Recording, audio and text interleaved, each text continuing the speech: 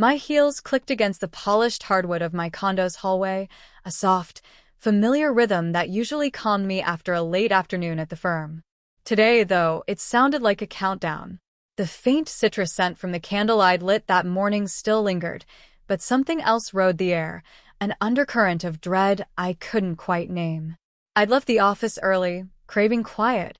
Instead, as soon as I pushed open my front door, I froze.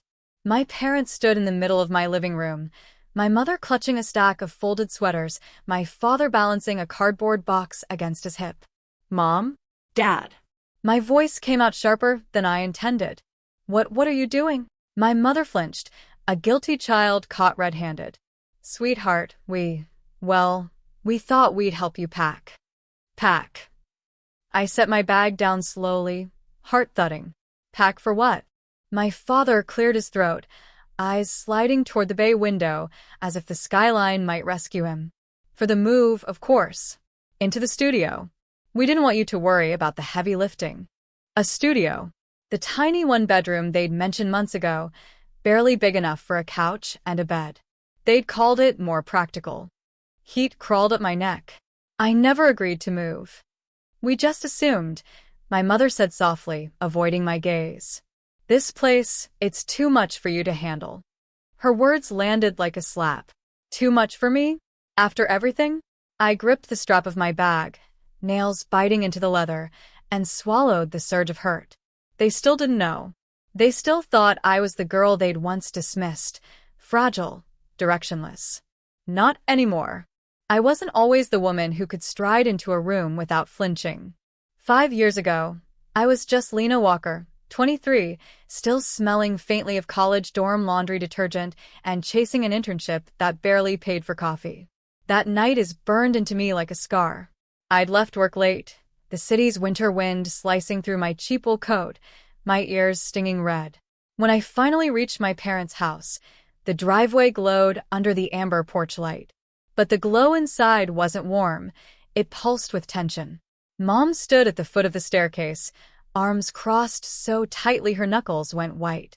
Dad sat at the kitchen island, phone face down, like he'd already made his verdict and didn't need to look at me to enforce it. "You can't keep drifting, Lena," Mom said, her voice brittle. "This internship, it's not a real job. You need something stable. We found you a tiny studio near downtown. You can move in this weekend. It'll give you time to look for something practical." My stomach dropped. Tiny studio? I hadn't even decided to move. Dad's eyes met mine, flat, unwavering. "We've already started packing your things. We're helping you move, whether you're ready or not." I could feel the lump forming in my throat, the sting behind my eyes. I gripped the back of a chair, nails biting the wood. "You're packing my things? Without even asking?" "You need direction," Mom said, her voice softening only slightly, as if that made it less of a betrayal. It wasn't just about the apartment. It was every subtle dismissal, every "maybe you're not cut out for that field," every "be realistic." The life I wanted, the work that set my heart racing, was something they couldn't even picture. My hands trembled as I reached for the delicate silver bracelet my grandmother had given me before she passed. I'd left it on the hall table that morning. Tiny daisies linked by fine silver wire, her last gift and her quiet way of saying, "Bloom where they don't expect you to." I slid it over my wrist, the metal cold against my skin. That single motion steadied me.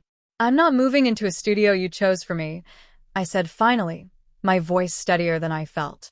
Mom opened her mouth, but I raised a hand. "I'm moving out, but on my terms. My life, my rules." Their silence was heavier than any argument. That night, I packed my own things my way. When I left that house, the night air felt like a curtain closing behind me, cool, damp, and heavy with the smell of rain on asphalt. I clutched the small leather journal Aunt Margaret had pressed into my palm just hours before, her last whispered words looping in my mind. "Write the life you deserve, Claire. Not the one they've chosen for you." The first weeks in Chicago were a blur of neon signs and the rumble of the L train. I rented a room above a bakery that woke me at dawn with the scent of fresh croissants. Every morning I wrote in that journal before heading to my job as a junior copywriter at a small advertising firm. It was hardly glamorous. Half-broken chairs, coffee that tasted like burnt rubber, but it was mine. I was 22, terrified, and utterly free. The city tested me. Deadlines snapped like whiplash. Colleagues sometimes looked through me as if I were part of the furniture. There were nights when the only dinner I could afford was day-old baguette from the bakery downstairs. But every small victory, an ad campaign that impressed a client, a line of copy my creative director actually underlined, was another brick in the foundation of the life I was building. That director, Monica Bell, became my quiet mentor. A woman in her 50s with silver-streaked curls and an energy that filled the entire floor. She noticed me long before I noticed my own potential. "You've got a voice people lean into here," she said one late evening as we watched the city lights flicker on. "Don't waste it whispering for approval." Her faith was a lifeline. She taught me how to negotiate without apology, how to make my work impossible to ignore. When the agency downsized, she was the one who nudged me toward freelancing. I was terrified, but the memory of my parents' dismissive voices, "It's safer if you just settle," fueled me. Freelancing turned out to be the risk that rewrote my entire future. I built a client list from nothing, pitching local businesses first, then national brands.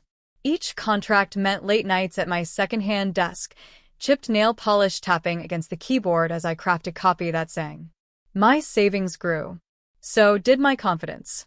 I bought a tiny one-bedroom condo overlooking Lake Michigan. Nothing flashy, but the moment I turned the key, I knew it was the first door I'd opened entirely on my own. From its window, I could see the morning light dance across the water, and every sunrise reminded me of Aunt Margaret's journal. I kept it on my desk, its worn leather softening more with each year, the pages filling with ideas and quiet triumphs. I never told my parents. To them, I was simply making ends meet, still their cautious daughter.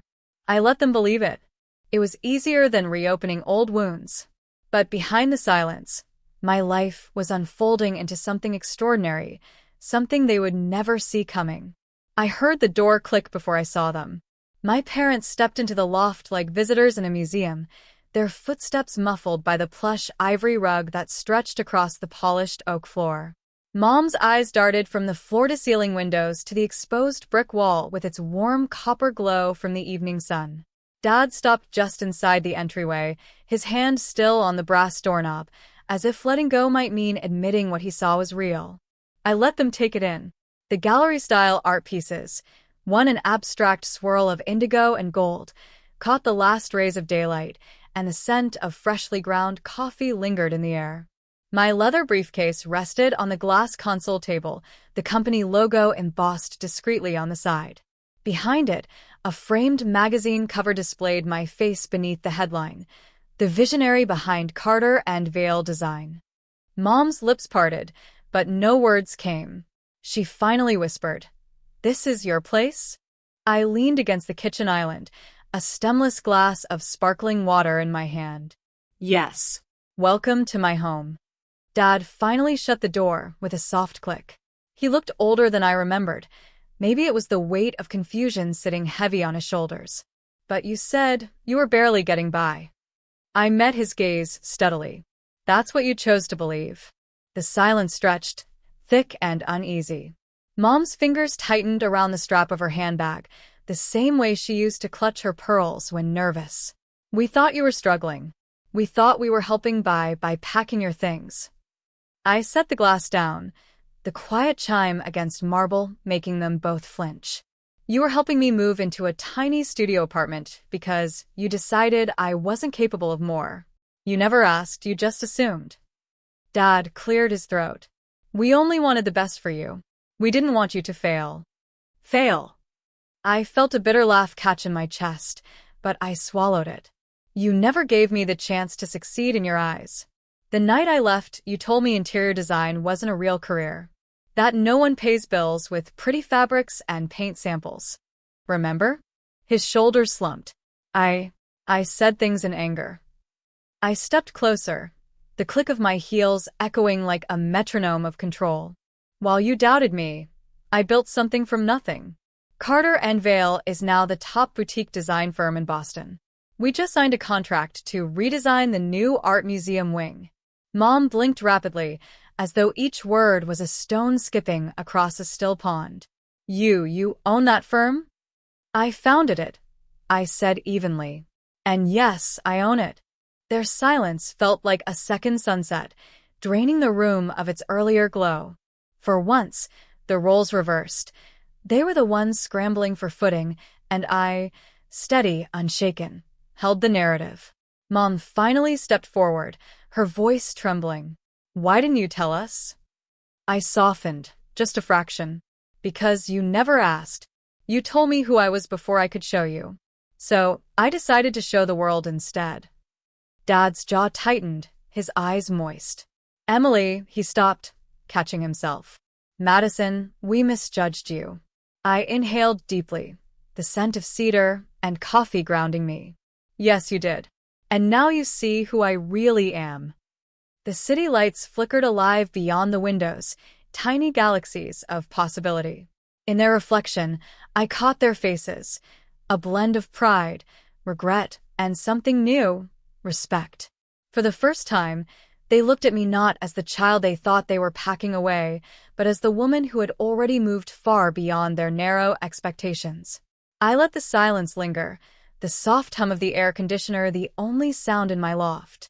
My parents sat side by side on the cream sofa, their shoulders barely touching, two people suddenly small against the expanse of floor-to-ceiling windows. I folded my arms, leaning against the marble island. So, I began, my voice steady. Now you know where I actually live. Not a tiny studio. Not scraping by. This is my home. Mom swallowed, her fingers worrying the strap of her handbag. Lila, we just... No. I cut her off gently. Let me speak first. The name still felt foreign in their mouths sometimes. Lila Monroe. The name I'd taken back when I refused to be the timid girl they'd tried to pack away, like an old sweater. Dad shifted, the same restless tap of his shoe that used to make me flinch as a child. We thought you'd need our help. We didn't mean to decide for me. I tilted my head. To pack up my life without asking? To push me into a box you chose. His jaw tightened, but he didn't answer. I drew a long breath. Here's how this is going to work. If you want to be part of my life, the real one, you'll have to respect some boundaries. Their eyes flicked to each other. First, I said, keeping my tone calm but unyielding, no more backdoor decisions about my future. If you have concerns, you talk to me. Like an equal. I won't be treated like a project you can fix. Mom's eyes glistened. Second, I continued, if you want to visit, you call first. No surprises. I decide when and how you step into my space. Dad exhaled slowly, the fight draining from his shoulders. And finally, I let the pause stretch, feeling the weight of every word. You both need to start living your own dreams again. The ones you shelved while trying to script mine. Remember when you used to paint, Mom? And Dad, the hiking trips you promised yourself? Go back to those. Stop trying to live through me. The room went quiet, the city lights flickering like distant stars beyond the glass. Mom covered her mouth with her hand. I don't even know if I can paint anymore. You can, I said softly. Start with a single stroke, just like I started with a single step the night I walked out. Dad looked down at his hands. I haven't climbed a trail in 10 years. Then start with the small hill behind the old cabin, I suggested. Take a weekend. Breathe again. Their eyes met, hesitant, almost childlike. I love you both, I added, my voice gentler now. But I won't shrink to make you comfortable. If you want to be in my life, it has to be as parents who trust the woman I've become. For the first time in years, Dad nodded, slowly, as though the weight of decades had finally shifted. Mom reached across the couch, slipping her hand into his. We'll try, she whispered.